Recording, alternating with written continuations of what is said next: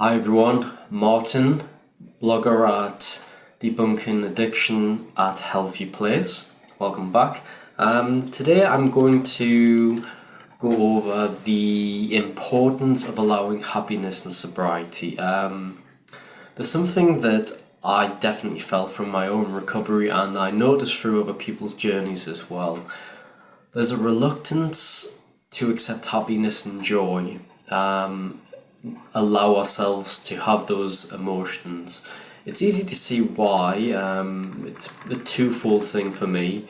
The first is we are facing a lot of grueling stuff when we first start recovery. Years, if not decades, of suppressed emotions. And I always think of my active addiction was a lot like a series of burnt bridges. And yeah, it can feel very raw. So it's a very raw feeling. And the second one I covered in the two blogs for August. The first was on shame, specifically how we overload shame as addicts, and unfounded fears. A lot of this comes from fear of the unknown, but personally for me, it almost felt like I had this fear that everything would change.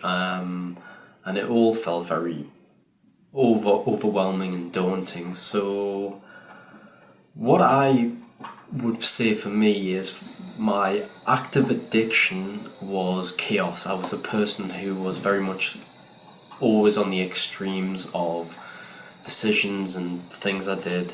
Whereas now in recovery, a lot of it is about balance, bringing balance to things which are possibly overloaded and unbalanced, especially with regards to unnecessary levels of shame and guilt. The first blog I wrote was on the cycle of shame, and how that actually reinforces alcoholism and addiction. And it's much the same as unfounded fears. They kind of form these negative cycles. So in both blogs, there's a very short checklist that I use, and I suggest doing that in a combination with journaling.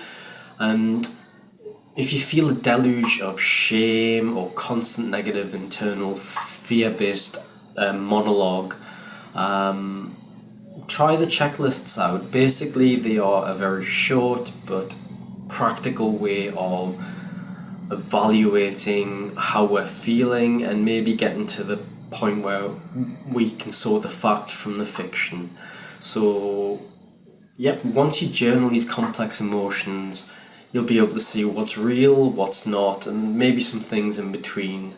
And for us as addicts, or anyone who has issues possibly with heavy drinking as well, the key is not to overload shame or unfounded fear where you don't need to.